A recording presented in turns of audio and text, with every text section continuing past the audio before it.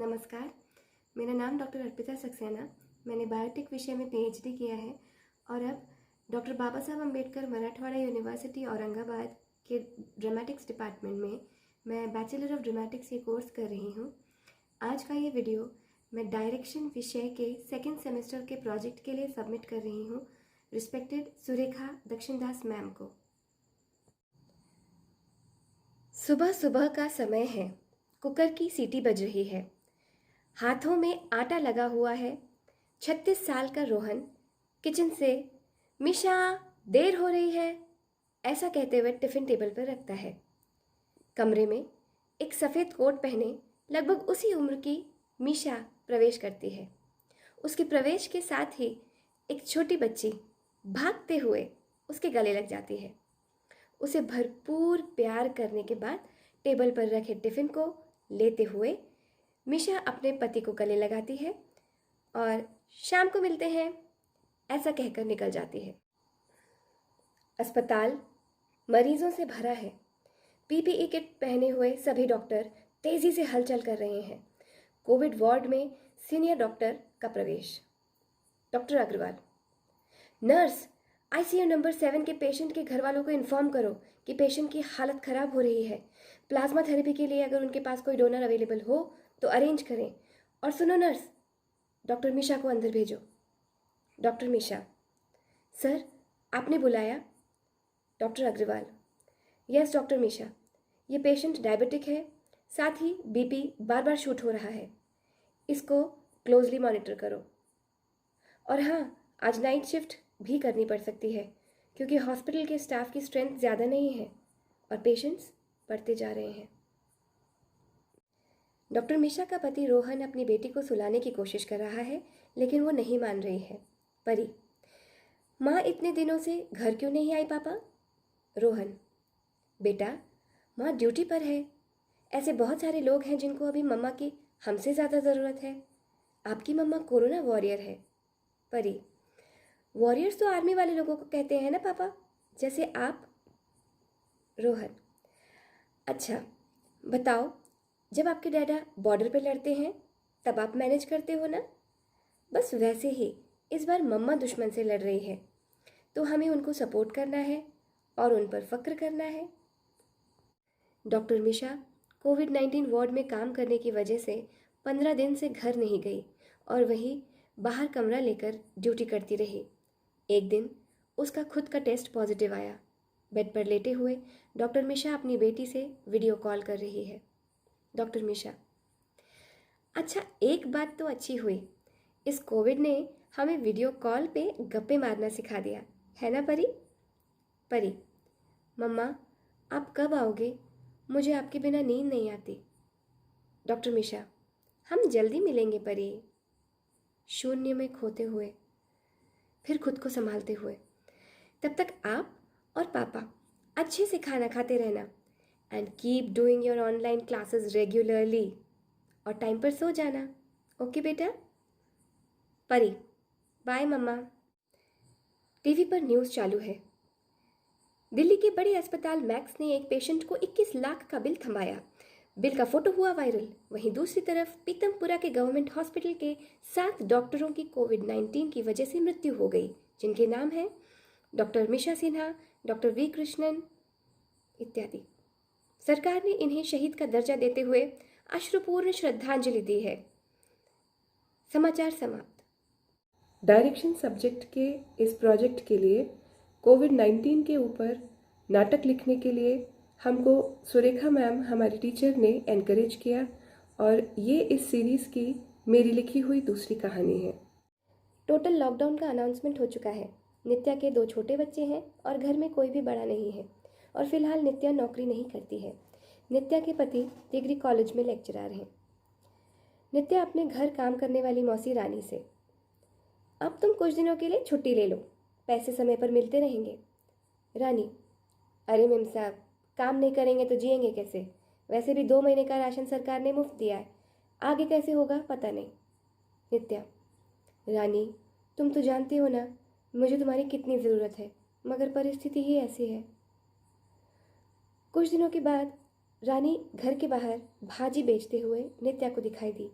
नित्या, रानी कहाँ घूम रही हो इतनी धूप में? रानी, मैडम आप चिंता मत करो, लॉकडाउन में खूब बिकी मेरी भाजी, अब इन पैसों से कोई धंधा करेंगे। रानी की समझदारी देखकर नित्या खुश हुई। अपने पति संजय से, चप्पल टूट गई है, चप्पल की दुकान खुली होगी क्या? संजय, बाजार सुबह 9 से 11 तक ही खुलने वाला है। बाजार में सब कुछ मिल रहा है लेकिन दुकानों के शटर बंद हैं। पुलिस भी जानती है कि सब व्यापारी दुकानों के बाहर खड़े होकर अपना सामान बेच रहे हैं, लेकिन शटर सिर्फ नाम के लिए बंद है क्योंकि कोई कार्यवाही नहीं करता। वे भी समझते हैं कि आवश्यक पड़ने पर ही ग्राहक आते हैं और व्यापारी भी मजबूर हो गए हैं। बाजार से आकर नित्या, 100 रुपये की हवाई चप्पल 200 रुपये में मिली। संजय, किसी और दुकान पर देख लेती या थोड़ा मोल भाव कर लेती। नित्या, इतना टाइम कहाँ था, पुलिस की गाड़ियाँ गश्त कर रही थी।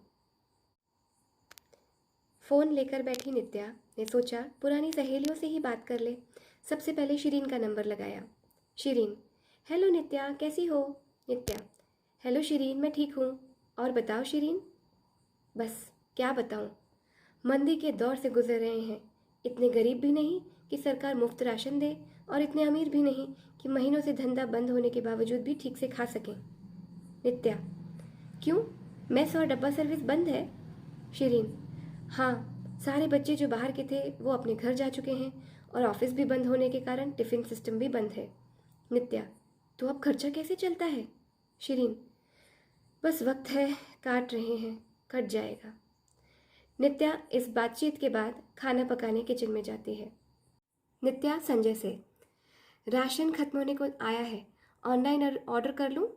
संजय, ऑनलाइन बहुत महंगा पड़ता है, अपने गुड्डू किराने वाले को फ़ोन करके मंगवा लो ना। गुड्डू किराने वाले का सामान पहुंचा है घर पे, बिल देखते हुए।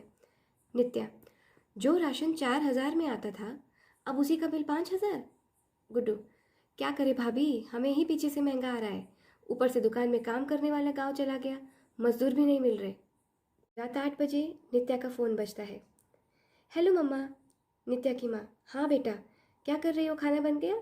नित्या, अभी नहीं मम्मा, ये छोटी मैडम मेरी आटे की परात में से जब तक आटा गिरा नहीं लेती तब तक मैं रोटी कहाँ बना पाती हूँ। नित्या की माँ, आज जो सामने वाली चोपड़ा आंटी है ना, वो बता रही थी कि उनका बेटा पूना से वापस आ गया वर्क फ्रॉम होम लेकर, इसलिए आजकल काफ़ी खर्चे कम हो गए, पूरा फर्नीचर बदल के नया कर रहे हैं।